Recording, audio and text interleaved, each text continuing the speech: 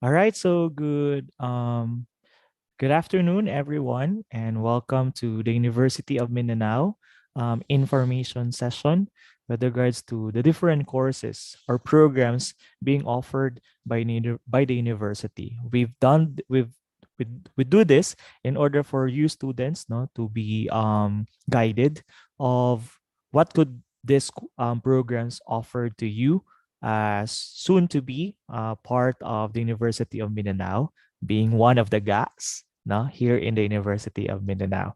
And we are very blessed this very afternoon, no, because we have been joined, no, by our different competent professors here in the University of Mindanao. And just to mention, no, that we are also streaming live in the official channel, our YouTube channel of the University of Mindanao, the University of Mindanao official. So as we go along with our discussion and information session this afternoon, you can just check out, no, on the YouTube channel and review, no, the things that you're not able to get, no, in our session this afternoon.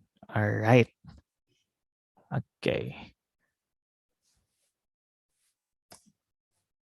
So we are also privileged, no, because this afternoon, no, our speaker, no, is, you know what, an inspiring to every one of us, no? Since our speaker this afternoon is actually a top notcher, top 10 in the October 2021 Forester licensure examination. And later on, no, he will be the one to discuss, no, all these free programs, no, under the College of Arts and Sciences Education. And also together with us are other professors, no, from the university. We have Sir Marlon Suelto. Sir, kaway-kaway naman dyan. All right. We have also Ma'am. Afternoon. Good afternoon. We also have Ma'am Charlene Gorgonio. We have Sir Professor Maximo Dagatan Jr. Sir. Good afternoon, everyone. And we have also Professor Ruel Castillo here in Good our afternoon, Zoom. everyone. All right. Okay, so I believe, no, our students, no, not just here in the Zoom but also in our YouTube channel, they're also watching there right now. Okay, so very excited, no, to know what are the perks, no, of this following programs, na, in the University of Mindanao. So this afternoon, we're going to talk about Bachelor of Science in Forestry, Bachelor of Science in Agroforestry, and Bachelor of Science in Environmental Science. And to discuss, no, further information with regards to these following programs, we have here again the professor of VS Forestry and a proud UM who also became the top 10 in the 2021 Forester Licensure Examination. Ladies and gentlemen, Professor Ryle G. Anyuber. Virtual round of applause, Good please. afternoon, everyone. Good afternoon, sir.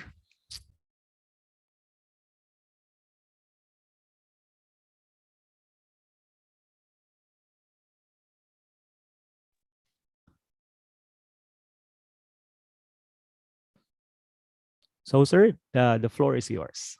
Uh, do Sir Marlon, sir, kailangan pa ba niyang mag-introduce sa akin, sir, as a speaker? Or di na? Ayan na yan, sir. Okay na yan. Sige, sige. Sige, sir. All Thank you. right.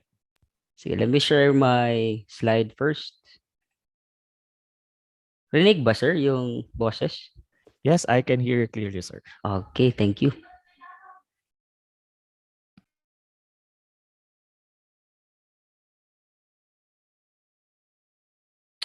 Okay, and to formally start with our program info session from the University of Mindanao, from me, from the case department, and of course from the ESD department, from Dr. Christine Marie D. Concepcion to the Agroforestry program head, which is si Sir Ruel D. Castillo, and of course, nandyan yung program head natin sa Environmental Science na program, which is si Sir Maximo Dagatan, di ba? And of course, sa program head natin sa Forestry na program, si Ma'am Charlene T. Gorgonio, and from my faculty members and to our AAs, good afternoon everyone, to our participants, di ba? Our participants today are from Region 11. But As I can see, wala pa kayo tayong mga participants inside sa Zoom. But I hope merong nag-stream sa YouTube, di ba? Ayun, to the participants who are listening today for today's program info session, good afternoon. Ayun, before we start with each program's info session, first, let me share our goal as an environmental studies department. Ano yung gusto natin, di ba, as an environmental studies department? So our goal is to gather environmental warriors. Yun, inside sa agroforestry, inside sa environmental science, and of course, sa forestry na program. And then, sir, warriors, hindi diri sir. Wala mo na-orient. But, yung mga environmental warriors natin, ato silang i-equip with mga environmental ethics, with mga armors and skills, diba, in line with the environment to combat a one problem that is yung mga environmental problems natin, di ba? Rising environmental problems that is caused by mga anthropogenic na mga activities or mga human activities. Gikan lang po sa tua, di ba? Yan, example sa mga problems, mga environmental problems, we have deforestation, di ba? Yung mga common na mga problems, yung mga siltation from mining, di ba?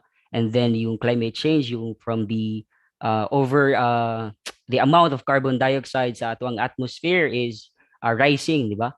Yun yung mga environmental problems natin. So yung goal ng Environmental Studies Department, we want to train ng mga students to become environmental warriors to combat this certain problem, di ba? Para masolusyonan ito. Ayun. So before we dive in with each program, let me first share yung ano yung common na mga activities, yung mga common resources nga gina-provide ng Environmental Studies Department. Ba, nandun yung laboratory natin. So inside sa laboratory natin, meron tayo mga laboratory apparatus and equipments. Yung mga advanced yung mga laboratory apparatus and equipments, meron tayong drones, meron tayong chodolite, diba? And mga other pa na mga apparatus and equipments that is used by the students for their laboratory exercises. Ayun, 'di ba? So, yung drones gamit sa aerial surveying, yung theodolite gamit siya sa mga differential surveying na meron sa mga courses sa tatlong program, 'di ba? Yun sa Envi-Sci, sa Agroforestry and sa Forestry. And then let's move on about sa laboratory exercises naman. Meron tayong mga ayun, because of those advanced na mga laboratory apparatus and equipments, yun, mas possible and then mas faster yung learning ng mga students kasi nga advanced yung ating apparatus and equipments na present sa atong laboratory, di ba? And then meron din tayong plant nursery because yung common ng tatlong na program, 'di ba? Is yung plants.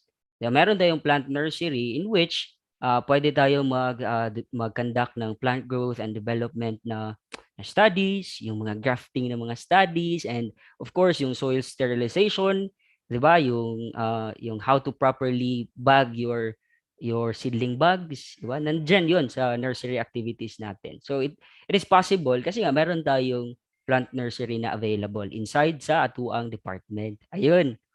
So let's move on. And then meron din tayong forest, everyone, na present sa UM lang.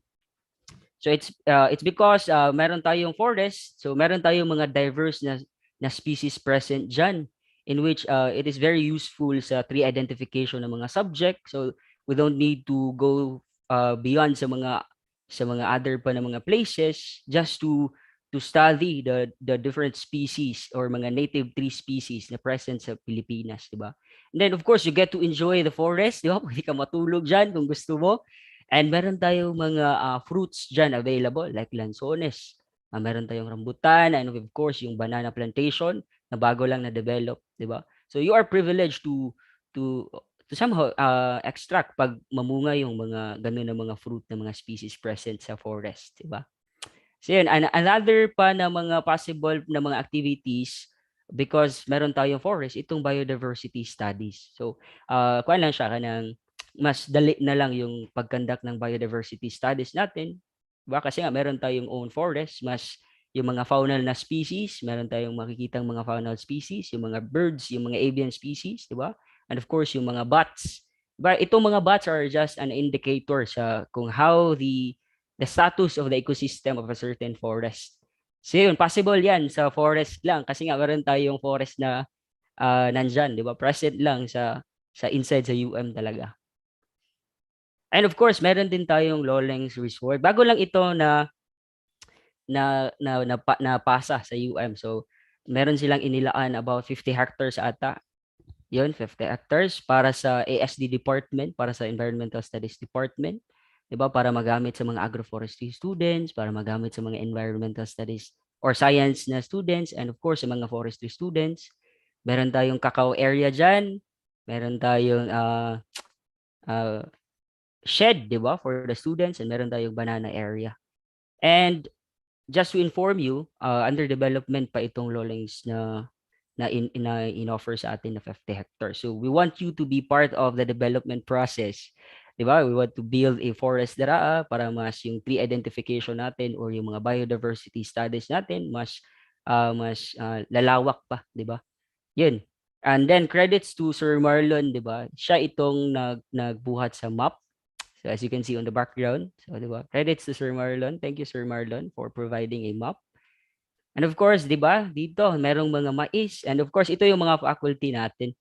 'Di ba? Just as a glimpse of the area. Ito merong mais, meron tayong mga sunflower garden diyan. And of course, yung mga landscape, maganda yung landscape ng Lowlands kasi merong mga pine trees, 'di ba? And other pa na mga native tree species. And meron tayong ito mga dwarf na mga kapayas, and of course itong sunflower.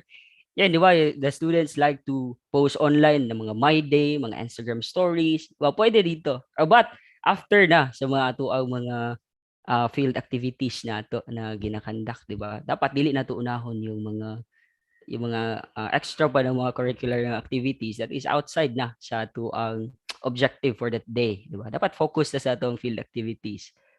So yun, meron din tayong cacao area. Ito yung itsura ng cacao area natin, di ba? So yun, under development pa yung shed natin for now. And of course, merong mga landscape dyan after ng field activities. We get to enjoy the landscape na i-provide ng Lolings, di ba? Pwede tayong kumain dyan, di ba? Enjoy the bird singing, di ba? Sa forests. Ayun. And of course, field trips, meron tayong, i-common ito sa lahat ng courses or ng program sa Environmental Studies Department. Kasi meron each programs meron silang dendrology na subject, yung tree identification particularly, 'di ba? So 'yun, yung field trips natin is doon sa Surigao del Sur sa ERDB or the Ecosystem Research Development Center or Extension Center ng DENR. So dito tayo nagkakandak ng field trip natin. Then yung first day, 'di ba? They get to orient us from the mga activities na kailangan or mga protocols na kailangan nating i-follow. And then yun, touring sa area, sa facilities nila, anong purpose ng facilities nila, like the seed center nila for the preservation of seeds para hindi madaling masira, 'di ba? And of course, meron silang nursery, their own nursery. And then yung clonal nursery nila for the asexual propagation. Diyan, so suloy-suloy talaga sa for the first day. And of course, for the second day, ito na yung bakbakan talaga. So we get to traverse the experimental forest ng ERDB, di ba? So yun, ang leader nato, the leader of the band is si Sir Max, no? Ito yung paborito natin. Kasi nga, si Sir Max is an expert sa tree identification. Almost every tree species na present sa Pilipinas, memorize yan ni Sir Max. Kilala niya. So, di ba? So we get to traverse the experimental forest. Ayun, we gather mga leaf sample for the tree identification. Ayun, and then of course yung wildlings na gathering ng wildlings para pod itanom nato sa tuang own nursery sa UM. Then after na mag-develop yung wildlings, we get to plant that to lowlands ba, to UM Gianga ba, or inside sa forest ng UM. So para sa next na mga students din na merong dendrology na subject, di ba? So yun, of course, last day bago mag-uwian sa Davao City, quiz time muna, yung moving quiz ni Sir Max. Yun. So you get to identify each leaf na mga gina-offer ni Sir Max for 1 minute ata. Yun. And then yun na, 'di ba? Yung exit feedbacking between the both parties. between the DNR and the University of Mindanao. Di ba? Makita niyo yung smile ni Sir Max, Sir Ruel Castillo, our program heads. Si Sir Ruel, yung program head natin sa Agroforestry, di ba? And then si Sir Max, yung sa Environmental Studies, Environmental Science, di ba? You get to see their smile, di ba? They are happy and satisfied that yung students sila na nailabas nila outside sa para mas makaila pa sila og mga other tree species dira sa Pilipinas, di ba? And other pa ng mga activities, yung mga nursery management na gi-offer ng ERDB, di ba? So they get to see that and experience that somehow. Kasi nga appeal to sa ilahang itinerary sa field trip. Ayun. So next common sa tatlong program is itong CHED na scholarship, itong tinatawag nating Tulong Agri Program or TAP. Ay, di na tulog ha, kulang ng N. Tulong Agri Program yan or TAP. Yan, that is common to Bachelor of Science in Agroforestry, and of course to Bachelor of Science in Forestry, and to Bachelor of Science in Environmental Science. Diba? Common yan sa tatlong program. So if you want to enter the University of Mindanao and then enroll sa ito na mga courses, so you can apply sa CHED para maka-avail sa top na program nila. So yun yung mga common. And let's move on to the specific sa per programs talaga. So first, let's focus sa agroforestry. And then, bago tayo mag-discuss, merong video dito na ginawa yung aking first year na agroforestry ng mga students just to share with you yung parang overview kung ano yung agroforestry na course. Okay? So sir, i-play ko na.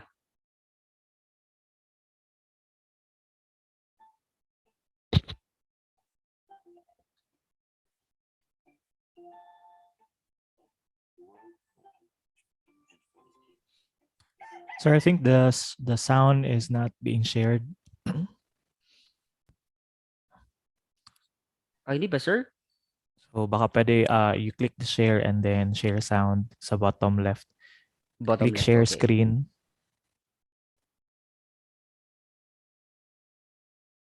Okay, wait sir.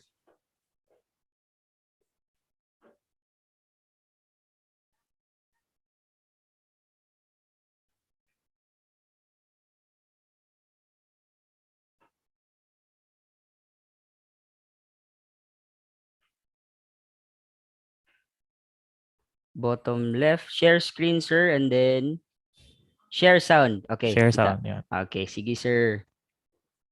Ayun. So kita na sir? Yes, sir. Okay, play ko So, na. Ayun, okay na? yeah. Okay, Good. sige, thank you sir.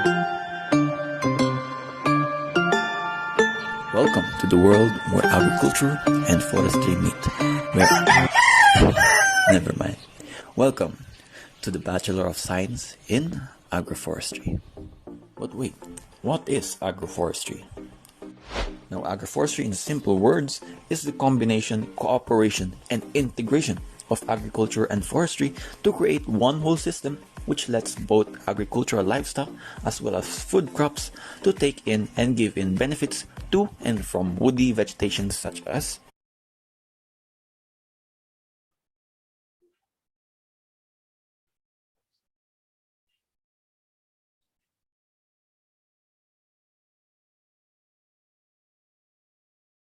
trees. Through studying and practicing agroforestry, we will be able to provide balance and protection to ecological systems through in-depth studies on soil science, crop science, animal science, and many more. Who, what, and where will you be able to go after finishing this course? The Agroforestry course in the University of Mindanao will equip you with knowledge and experience that will prepare you to become forest rangers, farm supervisors, farm managers, research scientists, or DA employees locally, nationally, and maybe internationally, and many more opportunities will open up before your eyes. The University of Mindanao Agroforestry course not only provides theoretical knowledge but also on-site trainings, laboratory activities, and in the near future, if all goes well, face-to-face activities such as practical tests, field trips, and many more will be conducted. It does not matter what course you take. What matters is who, what and where you want to be. Agroforestry, dito tayo. Okay, hope it gives you an overview kung what is agroforestry ba. Agroforestry. Ayun. So, agroforestry in general kasi, ito yung land management practices wherein it combines the agricultural na practices and yung forestry na mga practices, di ba? That is why it's called agroforestry. Ayun, so you get to manage trees under sa forestry na practice, di ba? You get to manage trees and of course yung shrubs. And then in agriculture naman ng mga practices, you get to manage crops and mga livestock, di ba? Ayun, so yung agroforestry in general is just an integration of these four factors, yung trees, crops, shrubs, and livestock. Okay, ito ang example na picture, 'di ba? Meron tayong common diyan na animals and then meron tayong shrubs or trees that is a source of fodder or food as feed sa ato ang animals. And then yung animals natin as they produce their own manure, it can be an nutrient source sa ato ang plants, 'di ba? So 'yun. Ito yung example lang. And merong mga advantages yung agroforestry. Of course, meron kang different na mga products, 'di ba, sa same land lang. So ito, it can increase your income kasi nga meron kang different products, yung meron kang crops, meron kang livestocks, a source of meat ba or yung sa milk production, 'di ba? Pwede 'yun. So it can increase your income kasi nga meron kang multiple products in just sa same area lang mo, 'di ba? Unlike sa isa lang imo ang ipatubo na crops, 'di ba? Monoculture type of farming lang, 'di ba? Isa lang yung source ng income mo. And of course, it can provide security of yield. Uh, if the other product mo or yung crop mo is nag-lower ng price sa market, so meron kang ibang product pa na masisell. So that is why security of yield, no? Meron kang security of yield mo. And of course, merong soil improvement, meron kang trees, 'di ba, to hold the mga soil erosion, 'di ba? Yun yung sa soil improvement na part. That is why yung trees mo, yung shrubs mo, and yung crops and livestock, they create a wholesome system na matawag natin as an agroforestry na practice. Yun yung agroforestry in general. So, yung agroforestry, ano ba yung student learning outcome nila after they finishes the course, 'di ba, sa UM? So, they are expected to develop entrepreneurial skills and undertake feasibility studies. Yun, so sa business side ng agroforestry, di ba? And then diagnose problems, constraints, needs and opportunities, as well as design and attest appropriate ecological-based intervention. Yung diagnose problems, you can be a agroforestry technician because you are diagnosing problem or troubleshooting problem, and then you provide solutions to the farm owner. Diba? So, naanay bayad sa imo because of the diagnostic na imo gi-provide sa ilaha and the solutions you provided sa ilaha, diba? And of course, the students are expected to conduct research and identify and use appropriate agroforestry technologies. Of course, yung research natin, diba? Standard yan sa UM. And then, familiar with policies, plans, and programs of both private and public. Yun, familiarities with the policies. And dito, the students are also expected to prepare project proposals and natural resource management plans, resource generation establish, operate and manage agroforestry enterprises or projects.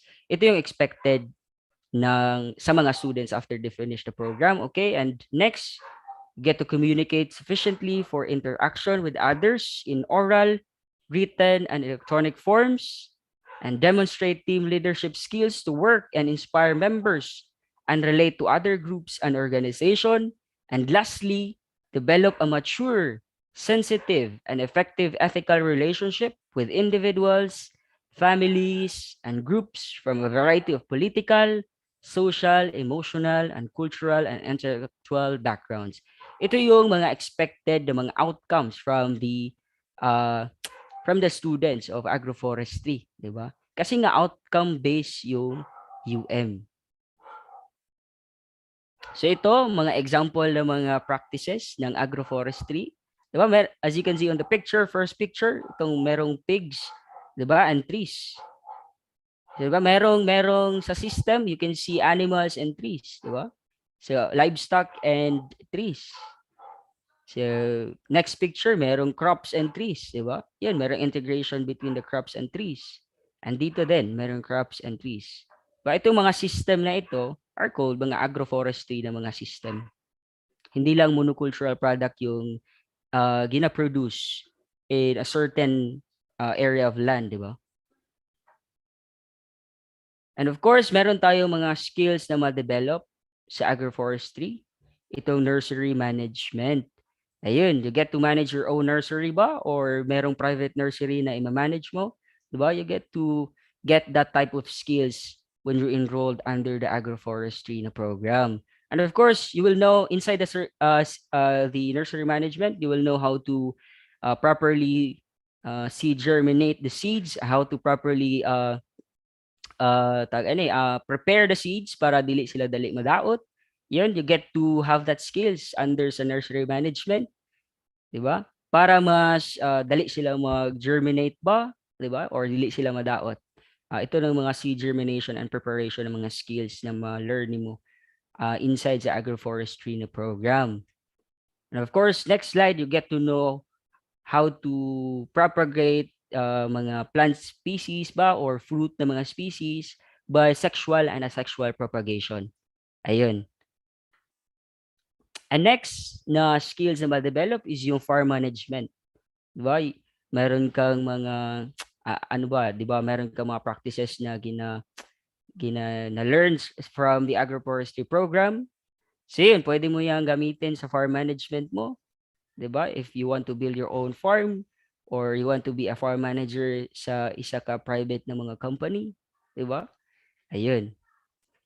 So yan. And then of course, yung livestock management para hindi magka-develop ng mga diseases or sakit yung mga livestock nimo just to increase your production, 'di ba? And to increase their number of your livestock.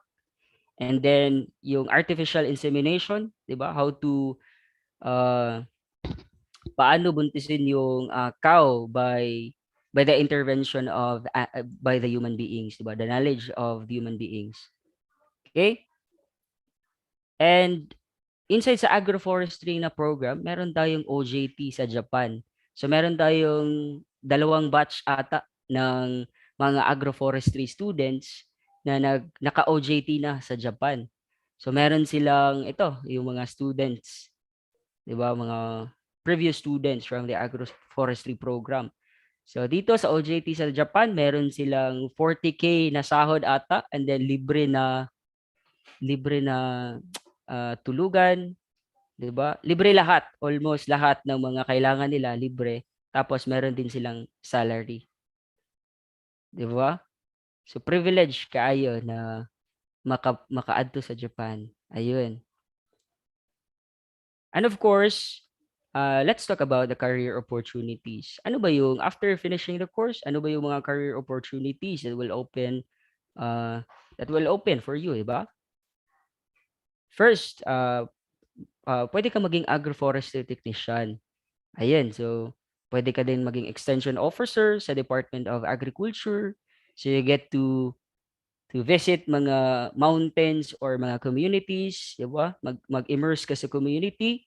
You will share knowledge sa community about how to properly farm their areas, 'di ba? Yung mga practices na na-learn mo under sa agroforestry program, share mo sa kanila, 'di ba?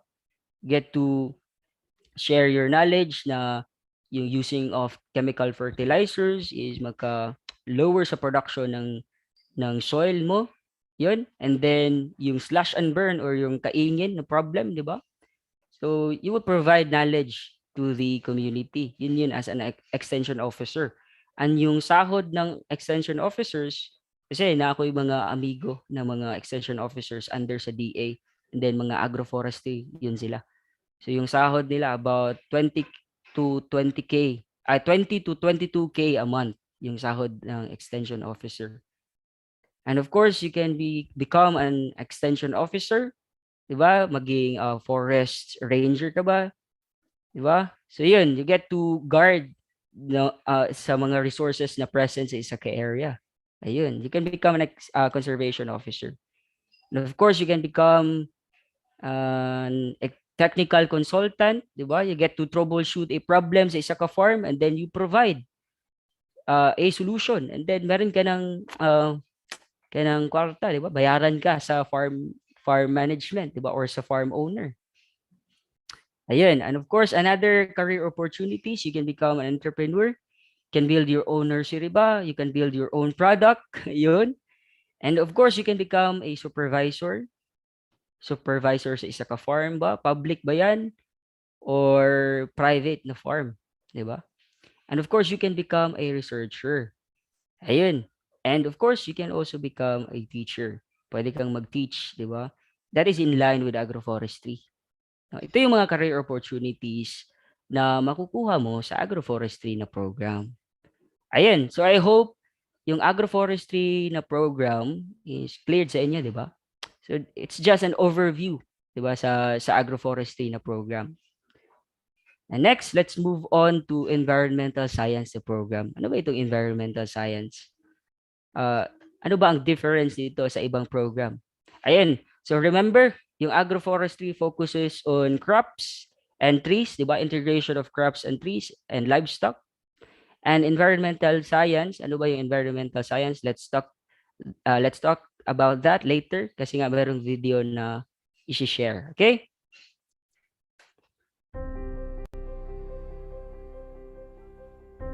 Here at University of Mindanao, studying environmental science focuses not only on the environment, but also on learning the environment and animals' behavior.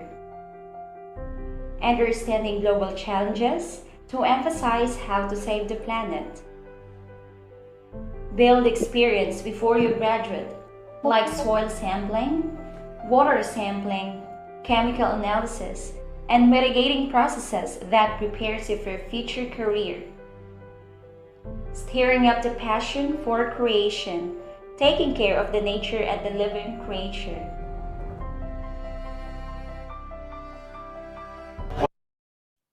One thing is important that you need to improve environmental studies is that to conserve and to plant trees. But it takes several people, several organizations to do it. No? Not only here in the Philippines, but also throughout the world. So that's why we need several students to do the tree planting activities and to advocate to the people about the importance of our forest and our environment as a whole.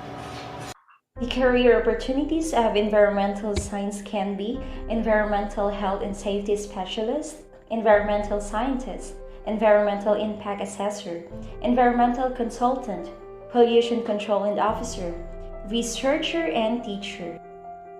Enroll us now at the University of Mindanao, the first in leadership education, a school of center of excellence, and a center of development.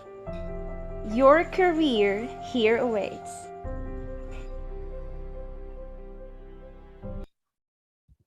Ayun. Your career here daw awaits.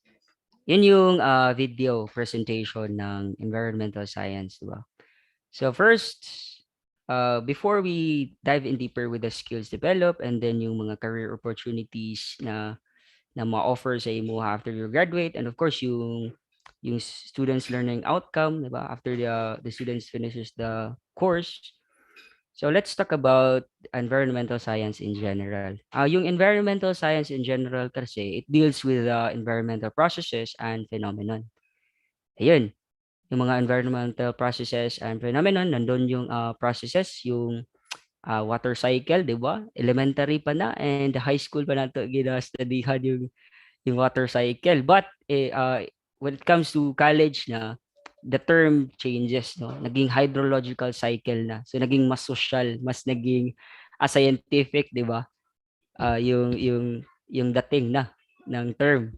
Yun yung mga example ng environmental processes and phenomenon. And of course, yung it deals with natural resource management, how to manage the resources properly para meron pang matira for the future generation. Hindi dayon mag-deplete yung resources natin, 'di ba?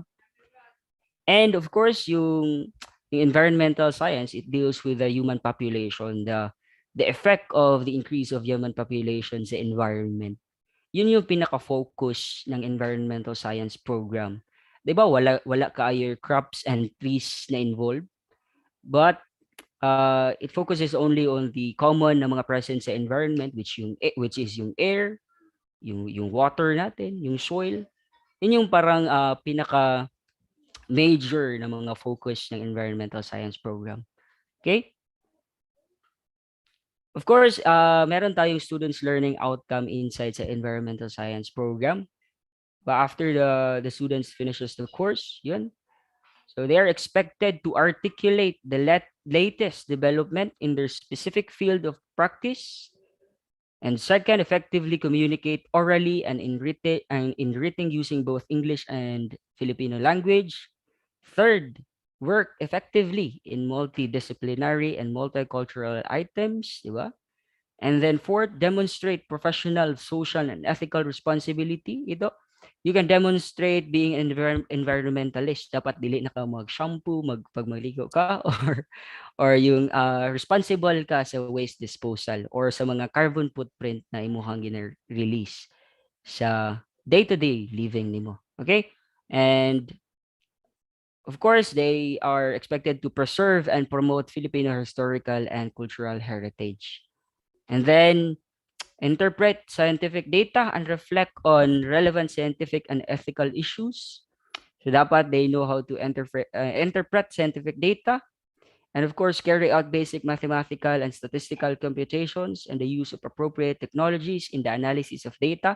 Itong the use of technologies and the analysis of data is yung GIS, 'di ba? Meron tayong expert diyan, si Sir Marlon, nandito ngayon sa meeting. So, 'di ba? And of course, perform techniques and procedures following safe and responsible laboratory or field practices.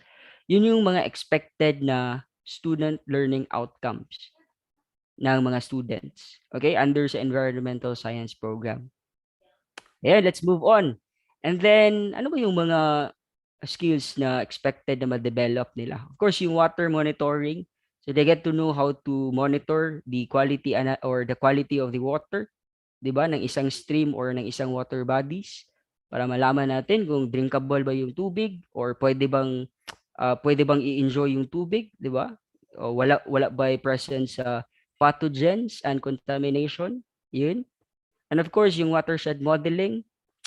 Yung watershed modeling is used para makita nato kung asa yung source sa tubig, yung headwater natin para we can we can decide na maging protected area siya kasi nga it supports the lower landscape, no?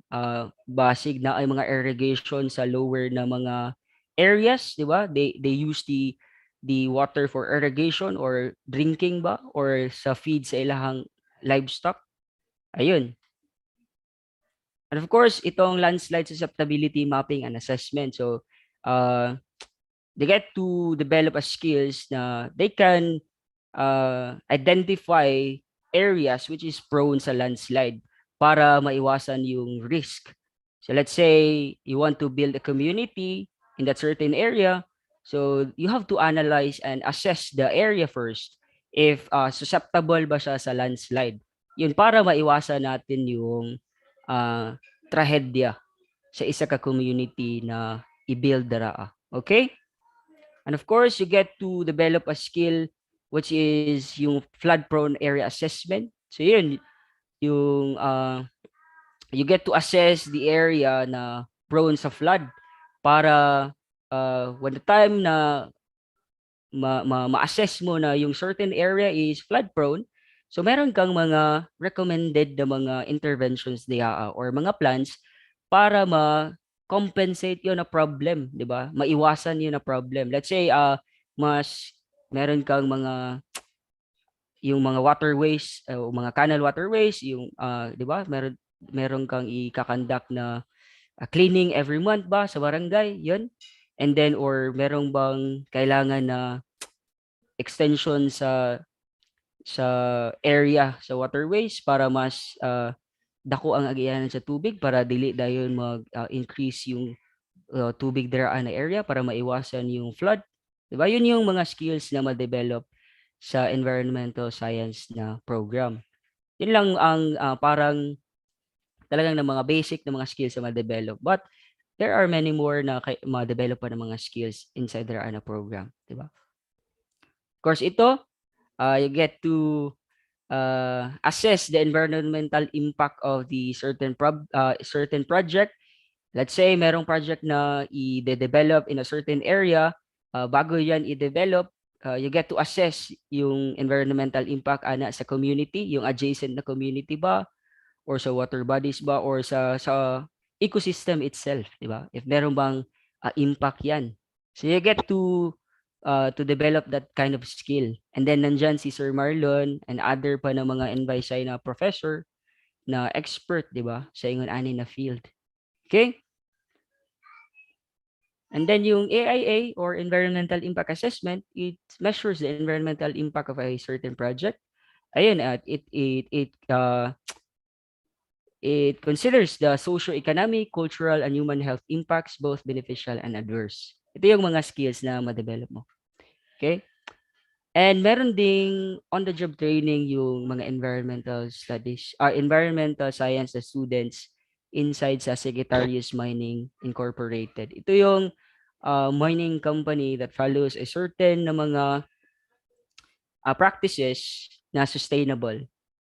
So yun, yung mga practices sa mga mining, yun mas mahibalaan sa mga students, so because they get to immerse there for 1 month ata, 'di ba? Yung mga environmental science nato ng mga students. Ayun, so meron ding mga career opportunities inside sa environmental science na program. Ano ba yung mga career opportunities that will open sa ilahang atubangan, 'di ba? Itong environmental health and safety specialist. Ayun, pwede kang maging environmental scientist, 'di ba? You can become an environmental impact assessor, ba? Yung preparation sa AIA, yun. And then of course, yung environmental consultant. You get to build your own environmental consultancy, 'di ba? And then of course, you can become a pollution control officer. Ayun, you can also become a researcher. And also, lastly, you can become a teacher under sa ingon na program. So yun, I hope yun lang yung isi-share ko under sa environmental sa science na program. But there are many more pa na mga skills na ma-develop, mga career opportunities pa, di ba?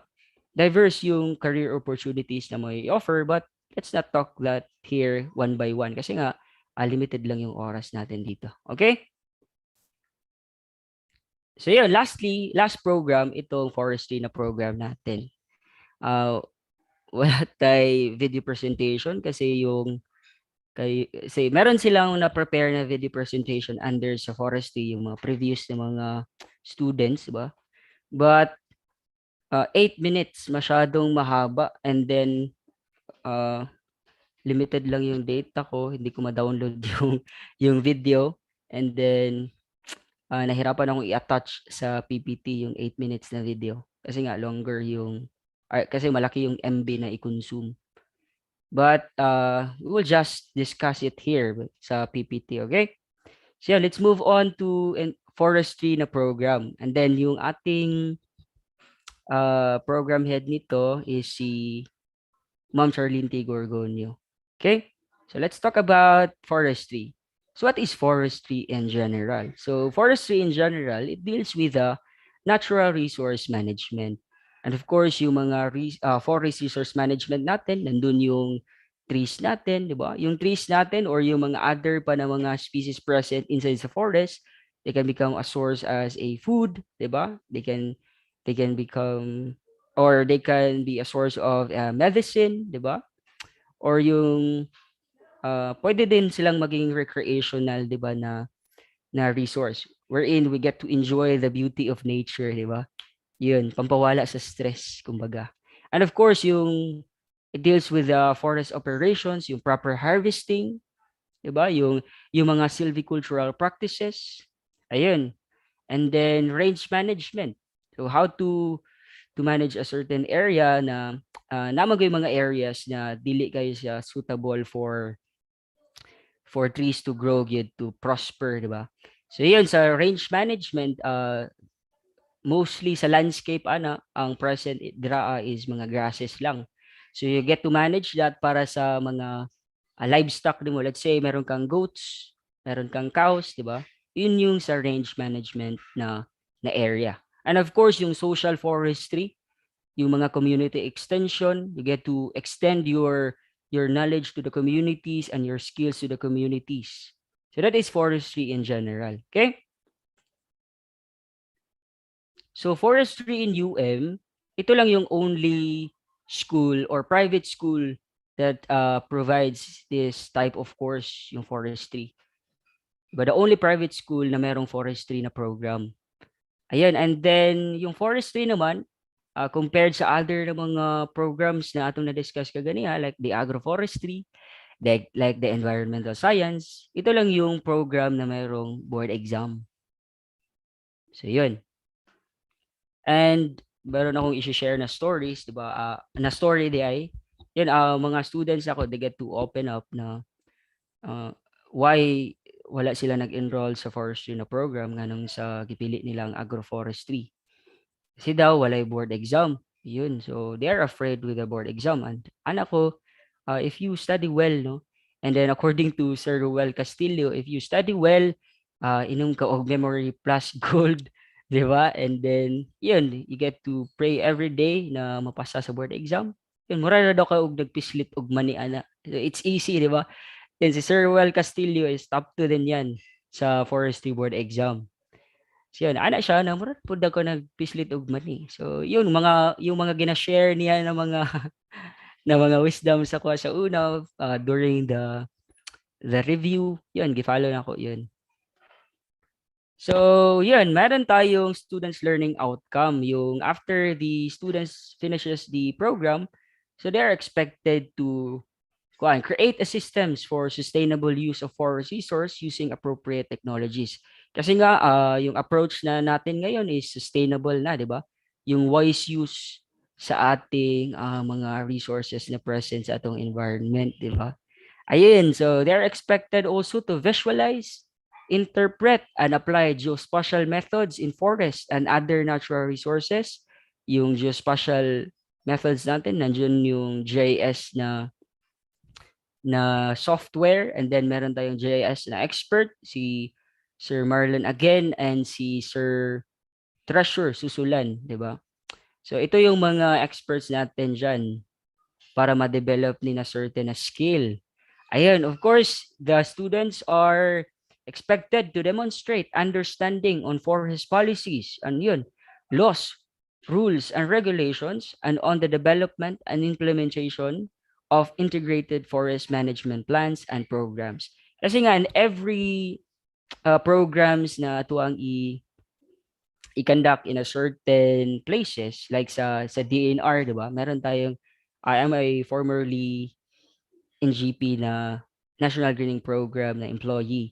Yun yung ako ang trabaho sa una. Yun, so you get to follow the rules and regulation of the National Greening Program, 'di ba? Kasi nga mayroong rules na naka-embodied or laws na naka-embodied na program. Yun. So you have to demonstrate that.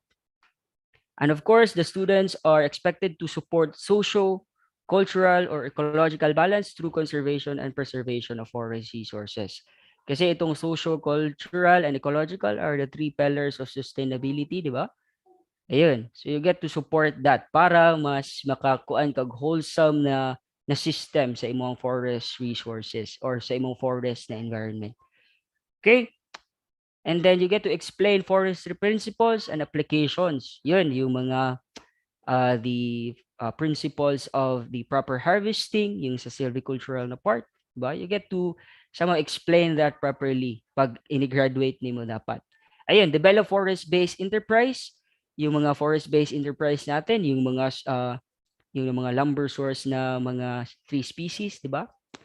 So yun. And then practice professional ethics and establish interpersonal and institutional relationship. So yan, dapat you get to practice professional ethics, di ba? You get to build your own professional ethics para sa other pa na mga relationship outside na sa University of Mindanao, di ba? Yung professional life ni mo yun itself. And lastly, you get to communicate effectively. Yung communication skills ni mo dapat develop na yan after graduate before, di ba? Mag-graduate ka magawas ka sa the University of Mindanao while taking the forestry program. Ito yung mga expected na students learning outcome ng mga students if they take the course of forestry or program na forestry. Ayun. So let's move on to the next slide. Ito yung mga skills developed under sa forestry program.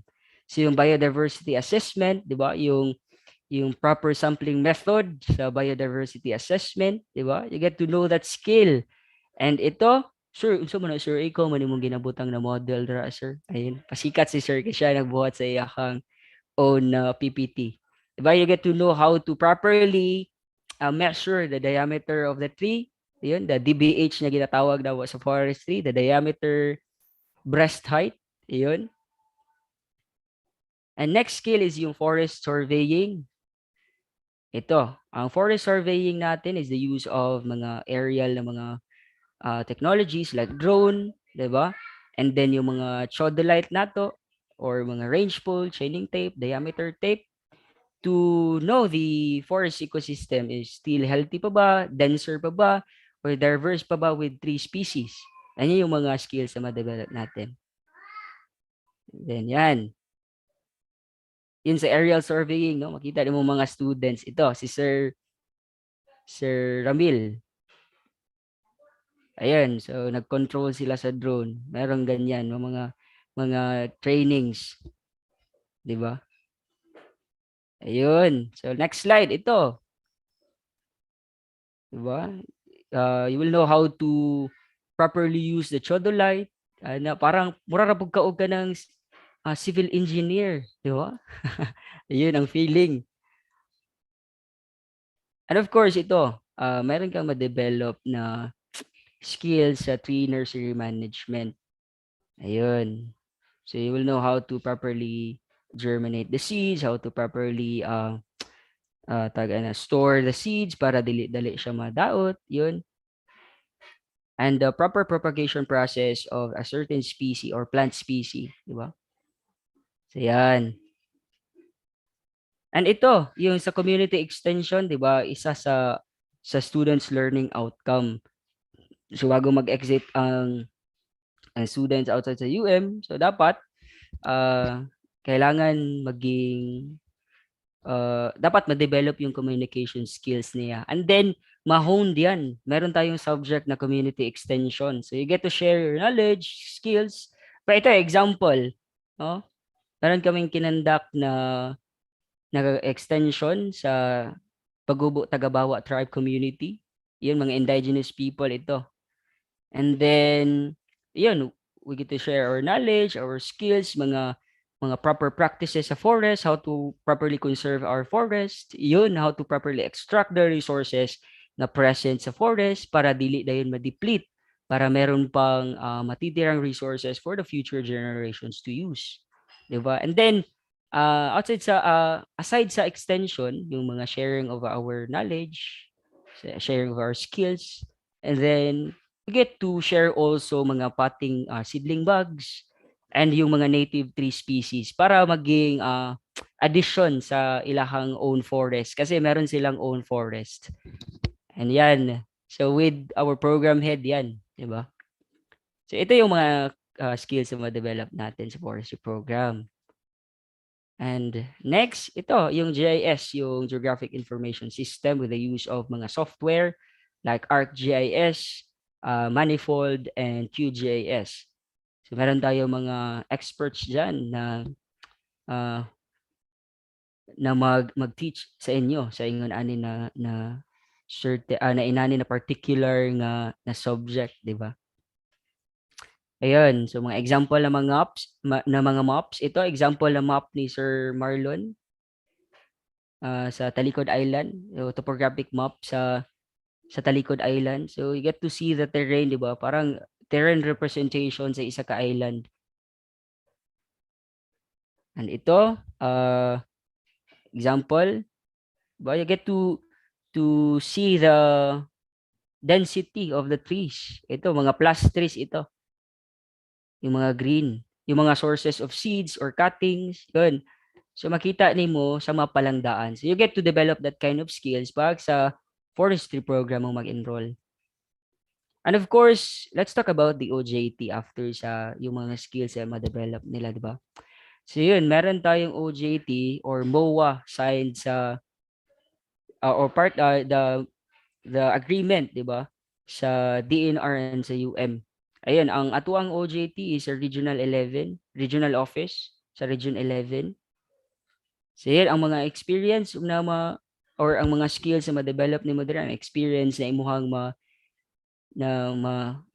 mag-grasp, di ba? Is yung seedling validation, ito, and then properly or the proper selection of your plus tree, yung mga phenotypically and genotypically superior mo ng mga species for the seed source and or the cutting source nimo, di ba? Yan, so you get to know that type of mga knowledge and experience sa OJT, sa DNR.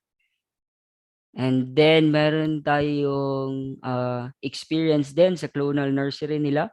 Kasi yung purpose ng clonal nursery nila is to propagate yung mga tree species na dili kaayo nagabunga yearly. Example, meron tayong mga lawaan, 'di ba? Every 4 years lang yan sila magbunga. So yung seed source natin is limited, 'di ba? Or yung mga source ng wildlings limited lang. So that is why yung DNR they created a clonal nursery para mas mag-faster yung propagation of a certain species para na sila ma-provide sa community, yung sa kanila mga people's organization or yung mga stakeholders na makakuha ani ng mga species para matanom sad nila sa ilahang lugar.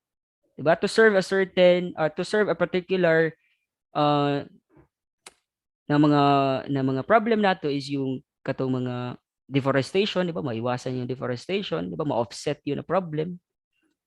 So yun. Itong grassland assessment. So you get to experience this and of course uh, to gather mga knowledge no sa mga field practices sa grassland assessment. So ito sa OJT, ito sa DNR. And of course next itong water monitoring or water assessment. So yun, so you get to know the pH level of the water or the yun, so makuan po mo ang polluted level sa water. And of course yung stream flow, ganyan ang mga term, di ba? So yan, under yan sa OJT. Ito yung mga experience ninyo pag mag-enroll mo sa forestry program. Ayun. And then itong forest assessment, yung mga sampling ng soil sampling or yung collection of pests and diseases, and then yung proper na sampling method, diba? So yun yung mga experiences. Ito, mga pictures. And yung mga tree identification, di ba? Hangad-hangad ka ada. So you get to see the smoothness of the leaves, the roughness of the leaves, di ba? Yun. Or the form of the leaves. Para matrace mo siya kung what species of tree ang present na certain area, di ba? So yun. And then yung diameter, di ba? And then next, itong abifaunal assessment. So, yung birds watching, di ba? Yun, mas makita nimo ang mga birds, mas mailhan nimo ang mga different types of birds. Yun yung sounds nila, di ba? And then yung of course yung ano yung purpose nila sa isa ka forest ecosystem. And of course, they will serve as an indicator na yung forest area or forest ecosystem is still virgin pa ba or dili pa kayo siya ingon anak ka damage. Ayun. And of course, they provide a certain role or they play a certain role sa kaning pollination, yung sa seed dispersal, di ba? Yun. And of course, merong mga career opportunities na ma-open sa imuha. Ano ba yung mga career opportunities if makapasa na ka sa board exam or mag-graduate na sa forestry program. Ayun, first na career opportunity, you can become a forest technician, di ba? Yung mga harvesting processes, yan yung mga example ng mga work ng forest technician. Of course, maging forestry consultancy ka, and then you can become a forest extension officer sa DENR. So ito yung previous na trabaho na ako as an extension officer sa National Greening Program sa Region 11. Yun. So you get to travel sa mga provinces like sa Davao Oriental, sa Davao del Sur. Kaya na traveling, traveling. And then you get to assess ang mga seedlings nga ginapang tanom sa mga atuang PO sa People's Organization or mga stakeholders na nagadawat atong mga seedlings from the clonal nursery. And then of course, yung isa pa na career opportunity is yung conservation officer or maging ano ka, maging forest ranger ka. Ayun. And another career opportunity, you can become a forest manager. Itong forest manager, sikat ito sa kanay sa lahi na mga countries na meron pang wala pagiban sa ilaha ang harvesting. Like sa Papua New Guinea, mas dako ang salary sa mga forest manager doon. Then of course, you can become a urban forester, 'di ba? And then of course, yung surveyor. Kasi nga meron tayong four levels of surveying, yung elementary surveying, differential surveying, and aerial surveying, 'di ba? And ito, you can become a researcher. Pwede ka maging researcher. Researcher sa forest ecosystem ba?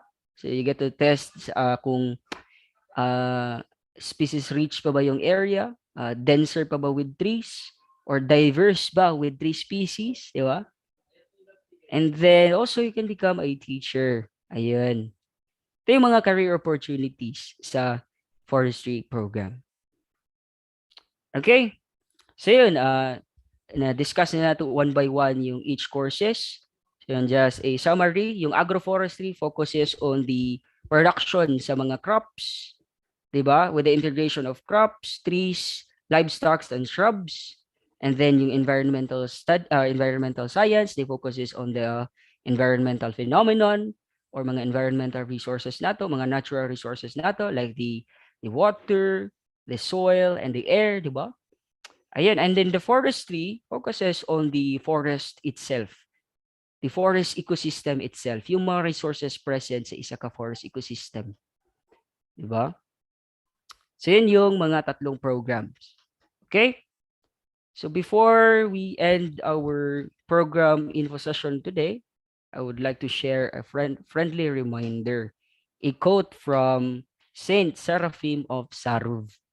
And I hope na nabasa na po din ninyo, but share lang po na ako sa karon. Okay?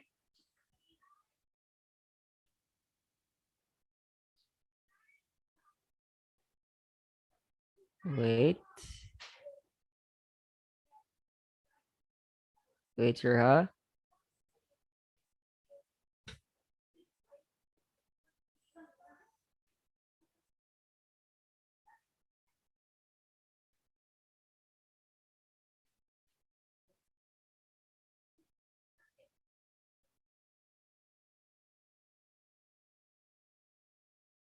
Ayun.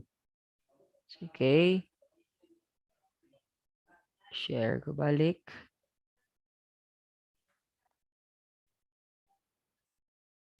Ayun. So, ito yung friendly reminder by Saint Seraphim of Saruv.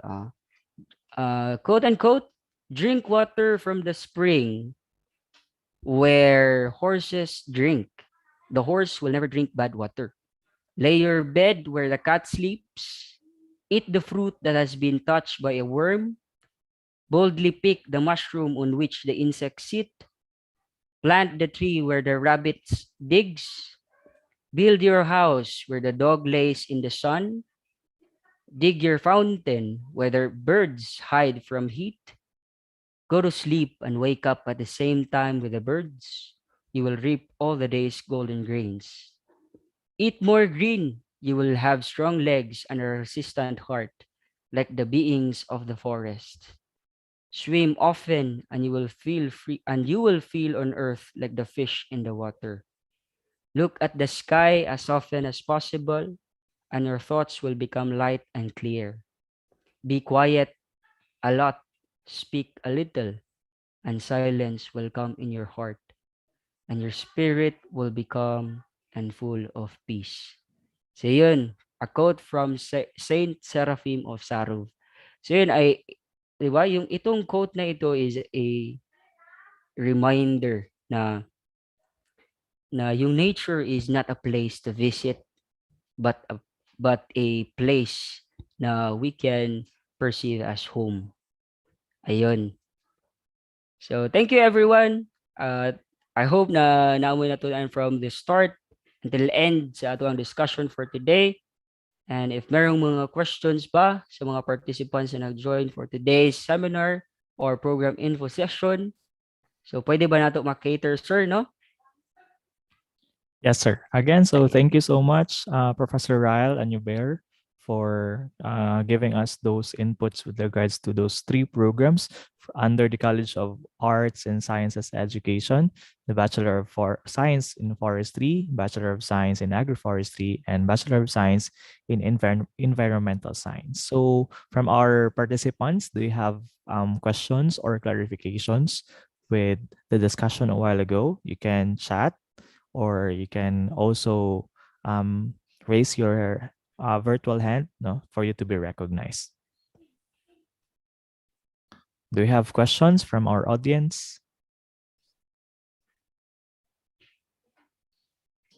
Because our program heads are also here, so they can also answer your questions.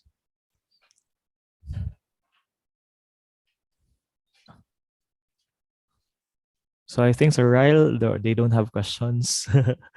No, I think they are able to understand no all those perks no of being of enrolling no those programs. ayun, I hope so, sir.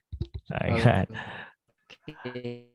All right. So again, thank you very much, no, Sir Ryle, no, for your time, no, for being our resource speaker, no, this afternoon. And so I also posted no the um link no for evaluation, and so that you can also give the certificate of participation for our students no who joined our virtual information session with these three programs. All right. And also we would like to request no our students no to follow us no on our social media pages no so that you'll be updated no of our of some updates no in the university. So we have Facebook, Instagram, Twitter, and also on TikTok. Please follow us at Unimin Official, and also to review no, the discussion of the programs and even other programs no, of the university, you can go to the University of Mindanao official in our YouTube channel. And also, if you have questions with regards to enrollment requirements, and even in terms of your scholarship, no internal scholarship being offered by the university, so you can just call those numbers no on the screen. All right. So again, we thank you no for joining our info session. Final words from our program heads, Professor Marlon.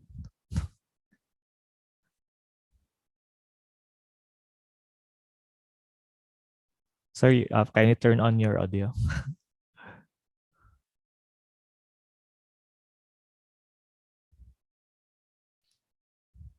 Or Sir Ruel, final words from Sir Ruel, Ma'am Charlene.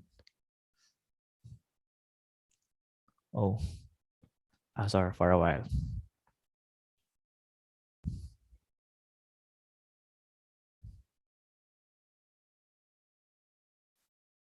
How about that, sir? Okay, thank you for turning on my microphone. So as for me, as one of the members of the faculty of ESD, I would like to encourage students attending the program information this afternoon to enroll and enjoy the experience of the Environmental Studies Department because we offer not just knowledge based or knowledge transfer or education transfer, but we offer more than that by providing you necessary skills to prepare you for your career paths and goals. I think that would be all, sir. Thank you so much, sir. Sir Ruel, do you have final words for our students who are watching on our YouTube channel and also here? Our mom Charlene.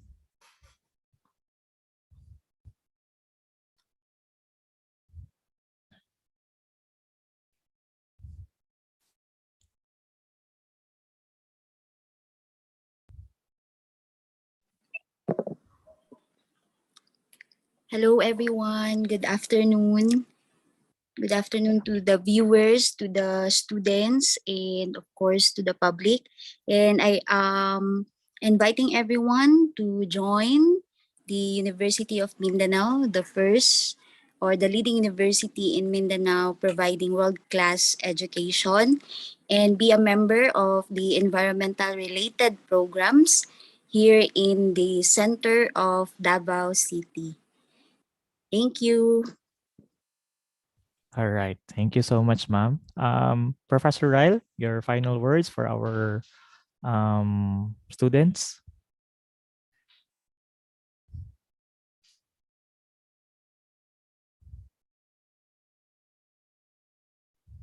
Ayun, sir. Okay, my final words to the students. I hope na they will join us from the three programs. So yeah, according to Sir Marlon, di ba? Yan, yung mga knowledge and skills na aming gina-transfer sa students are quality enough para sa ila para ma-prepare sila for the real life good situation sa world, di ba? Yun. That is my final words, sir. Thank you. All right. So thank you so much again, professors, and also our participating students here in our Zoom and also in the YouTube channel. So thank you very much. See you again next time and kamping mga ga. God bless.